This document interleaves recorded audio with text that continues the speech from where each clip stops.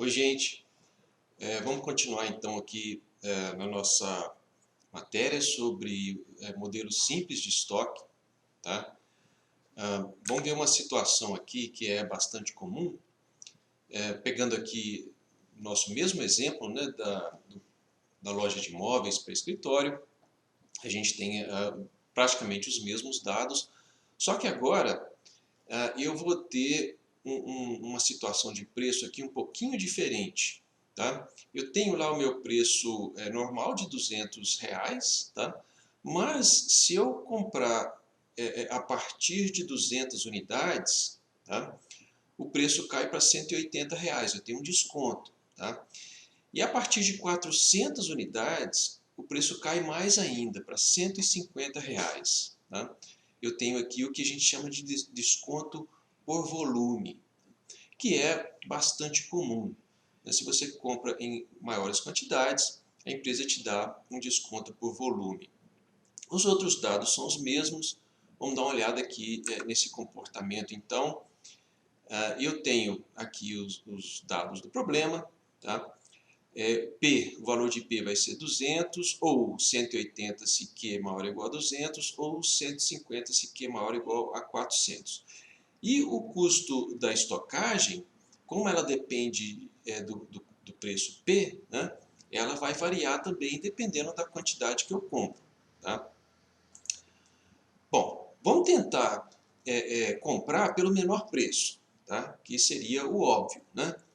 Então a gente tenta comprar pelo menor preço, R$ 150. Se eu aplicar um preço de R$ 150, eu vou ter um custo de estocagem, né, de 0,25 vezes 150.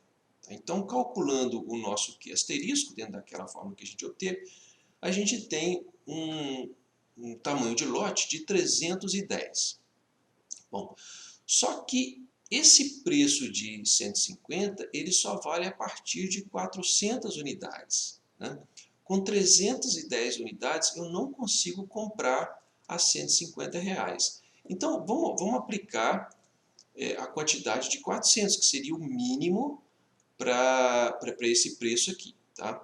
Então, calculando o custo total anual, comprando 400 unidades por lote de compra, eu tenho aqui o preço de pedidos, o preço de produto e o preço de estocagem. Então, os três preços aqui, eu vou ter um valor total de R$ 912 mil.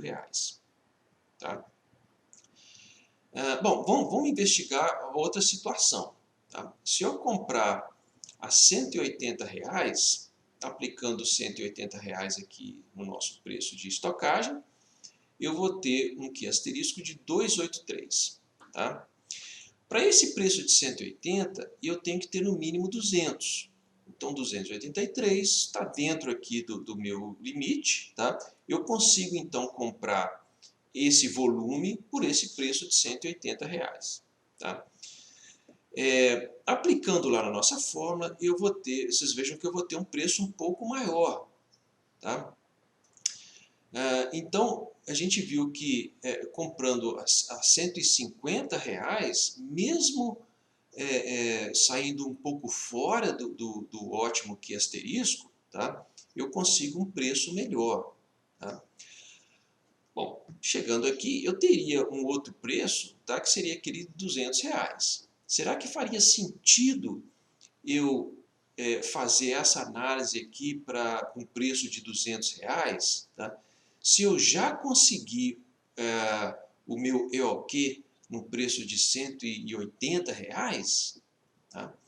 Então vocês podem pensar se vai fazer sentido ou não. Tá? Vocês vão chegar à conclusão que não. Mas por quê? Vamos dar uma olhada no que acontece nessa situação. Tá? Então eu tenho aqui descontos por volume, e eu tenho vários preços que podem ser aplicados dependendo da quantidade que eu compro. Tá? Nesse caso aqui eu tenho duas situações. Tá? Vamos ver essa situação aqui da esquerda. Tá? Nessa situação da esquerda, olha só o que eu tenho. Eu tenho aqui um EOQ que foi calculado em cima desse preço maior. Cada curva dessa daqui corresponde a uma curva de preço. tá? Então, essa curva aqui de cima corresponde a uma curva onde eu tenho um preço que vale dentro dessa faixa contínua aqui, tá?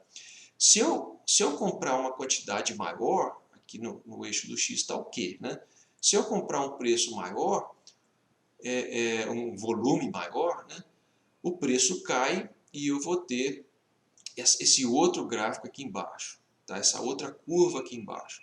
Vejam que nessa outra curva aqui embaixo, o meu EOQ cai fora da faixa permitida, né? Mas, se eu comprar na quantidade mínima permitida para essa curva, para esse preço, vejam que eu tenho um custo total ainda menor do que o EOQ da curva de cima, tá?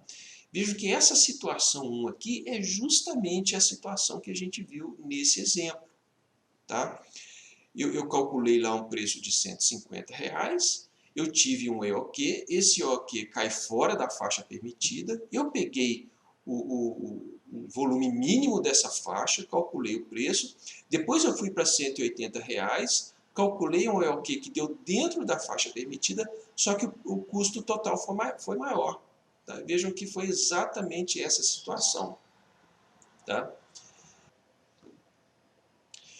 Uma outra situação que pode acontecer é dessa curva da direita aqui.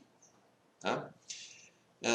Então, eu poderia começar aqui com um preço mais baixo, calculei o EOQ, deu fora da faixa, e aí eu determinei o custo total aqui no mínimo, né, que está dentro desse B2 aqui. Então, essa curva aqui inferior tem um volume a partir dessa linha aqui, ó, desse ponto B2. Né? Depois eu investiguei aqui a curva de cima, tá? E nessa curva de cima eu calculei um EOQ que deu aqui dentro da faixa permitida, né? E esse EOQ aqui daria um custo menor. Vejam que essa linha aqui está abaixo desse ponto aqui, ó, né?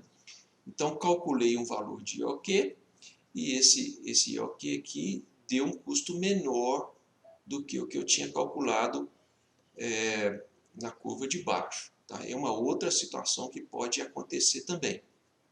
Né?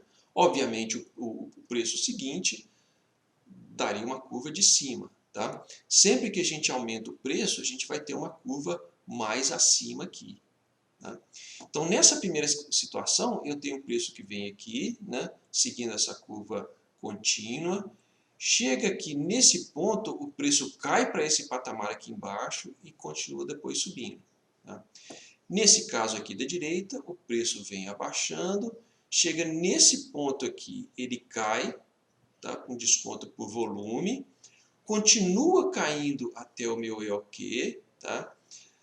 Depois vai subindo, subindo, até chegar nesse ponto aqui. Nesse ponto aqui, B2, ele cai de novo, só que ele cai num valor maior do que eu já tinha calculado antes, e continua subindo. Tá? Bom, aqui a gente pode, então, determinar um passo a passo, tá? Um algoritmo para seguir dentro dessa situação de descontos por volume. Eu posso simplesmente fazer o seguinte: começo com preço mais baixo, tá? Calculo calculo o EOQ um preço mais baixo. Tá? Se deu fora da faixa, pego o mínimo da faixa, calculo o preço total. Passo para o próximo preço. Tá? Calculo o EOQ, se deu fora da faixa, pego o mínimo e assim por diante. Eu vou parar quando o EOQ que eu calculo dentro daquele preço cai dentro da faixa. Tá? No caso lá do nosso exemplo, R$180 caiu dentro da faixa, eu parei. Por que eu não preciso continuar? Porque eu sei que a próxima curva vai estar acima. Tá? Se o EOQ que eu já calculei aqui deu dentro da faixa e eu sei que a outra curva vai estar acima, eu não preciso calcular o resto. Tá? Então, quando eu determino um EOQ que está dentro da faixa permitida para aquele preço, eu paro e pego, então, o menor custo que eu obtive até então. Tá? Então, esse algoritmo que está aqui, né, quem depois tiver estômago para ler, pode ler, mas é exatamente isso que a gente falou. Tá? Exatamente isso que a gente falou. Tá bom? Então, descontos por volume é assim que a gente procede.